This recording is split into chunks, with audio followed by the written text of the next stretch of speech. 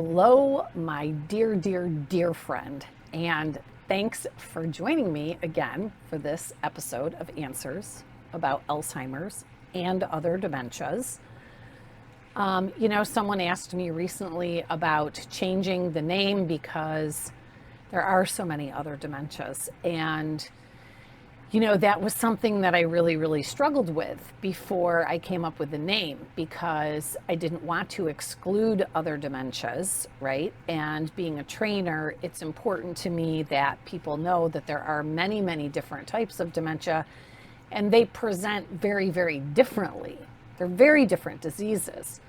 Dementia is just a piece of the disease that the person is diagnosed with. It's just a symptom and nothing more. So I did really struggle with that when I first came up with the name Answers About Alzheimer's. And I did that very specifically, and I did it only for one reason. And that was visibility, marketing, people being able to find me. Because the world in general tends to use the word Alzheimer's more than dementia. So this is my heartfelt apology to anyone who is dealing with a different type of dementia other than Alzheimer's and may find the title of my Facebook group and my channels and things like that as Alzheimer's. So that's my bad. And but there was a specific purpose around calling it Answers About Alzheimer's. So, but it is definitely about all different dementias. And speaking of that, hopefully I won't choke to death when I try to reach this now. I have a gift for you guys, and I want to make sure that this has been updated. So this is the understanding. Wow, that's a lot of light. Woo! Maybe I could get a suntan with that. What do you think? Can I get a suntan? Oh, maybe. Oh, I'm all color coordinated. Isn't that great? My eyes, my sweater, my whatever the hell these things are. Anyway, understanding different dementias. This has been updated, and it's been redesigned. Now it's like really pretty. So I'm actually working on all of my free PDFs that I'm offering to you guys. They're all being updated. I'm creating new ones, so if you haven't been to the website in a while, please check it out. But like I just said a minute ago, different dementias have very different symptoms, and they're very different diseases, and it's really important that you know which one you're dealing with. And a lot of people actually have more than one type of dementia, and sometimes the doctors don't catch that, especially if you've already been labeled or diagnosed with one particular dementia. Another one can follow later, which it usually is later. It's usually not simultaneously.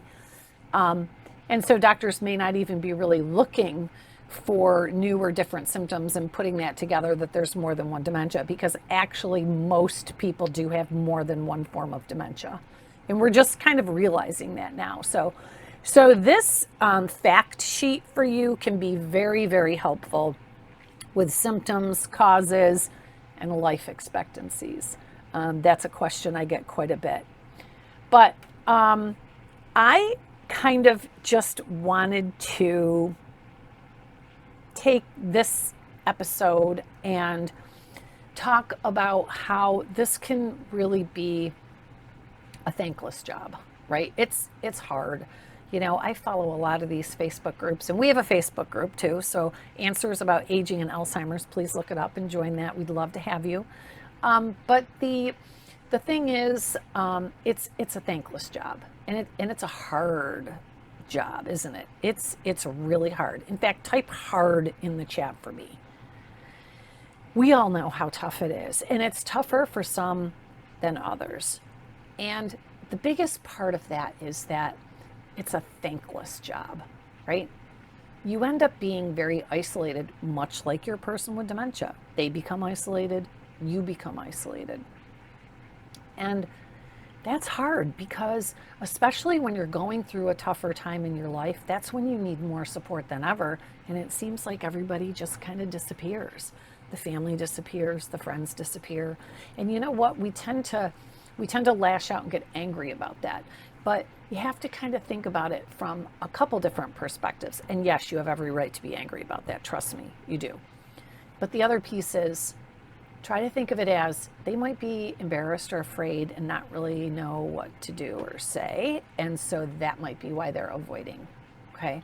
So it's okay if reaching out is lopsided because, I've had relationships in the past where it's really heavy one way. Like I'm always the one calling and saying, hey, do you want to go do something? Or hey, do you want to go meet for coffee? Or hey, do you want to go out to dinner? Or hey, you want to go for a walk? And sometimes it feels like that other person doesn't care because they're not the one reaching out to me. Like, do they really want to spend time with me? Or is it, it's lopsided? And I've been thinking about that quite a bit lately. And, the same is for businesses, right? So businesses, they refer each other and they work with each other. But sometimes it's lopsided, right? Like I might refer to an elder law attorney a lot because I come across that a lot, but they might not be referring me as much because they might not be finding that need as great. So it's when you're talking about family and friends and like you're becoming isolated and lonely and you feel like your life is just kind of over because it's all consumed with taking care of this person with dementia. It's okay for you to be the one who's heavy on the side of reaching out to your friends or your family. It's okay. Now, if they're still blowing you off, then it's probably time to move on, right? I am not a fan of putting yourself in front of people who don't respect you, love you, want to help you, care, whatever it is, right? We can't expect people to do things that they're not going to do. We can't. We're not going to change people. We're not going to change the other person. We can't make them come and watch our loved one while we run to the store or go get a massage or, go have a cup of coffee or go for a walk. If it's not going to happen, it's just not going to happen. So you have to quit beating yourself up over it because they're not beating themselves up over it. You're the one who's suffering. And I'm talking to you. I want you to get better and feel better about yourself. So if you can find that one person that will help you out, or maybe you could ask them, listen, if you're not comfortable coming over here and hanging out with Dad while I go and take a shower or, go for a walk, that's fine. I get it because not everybody is cut out to be a caregiver. They're just not. So even if you feel it might be their responsibility, again, you're not going to change them ever. So you have to change. So instead, try to find out something else that would be helpful for you, right? What can I get out of this person? And that's not selfish. It's not.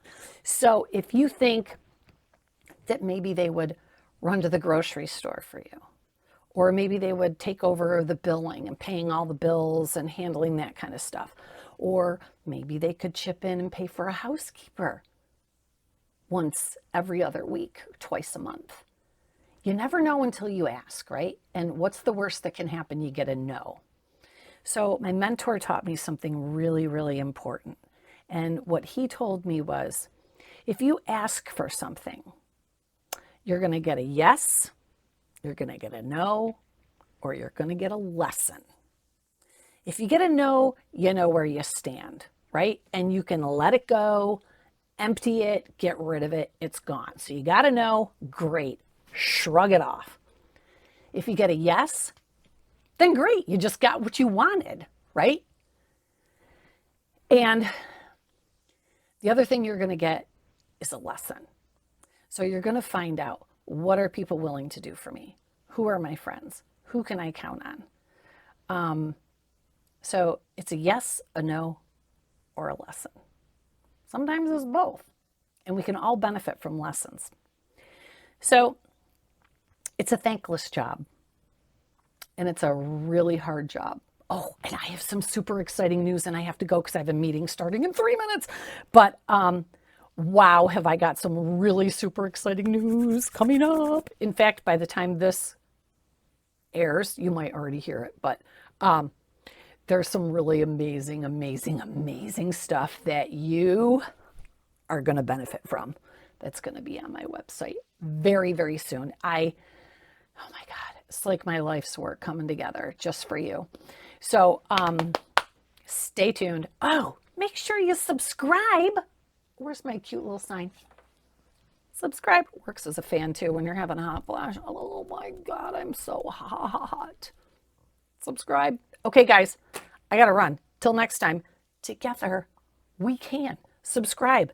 Share the channel, please. By the way, the TikTok people are totally kicking your ass. I didn't pay any attention to TikTok until about 3 weeks ago. I went from 250 followers to over 20,000 in 3 weeks. So come on, YouTube. Let's get it going. We got to up these subscribers. Share, share, share. Tell people. I'll see you guys later. Take care.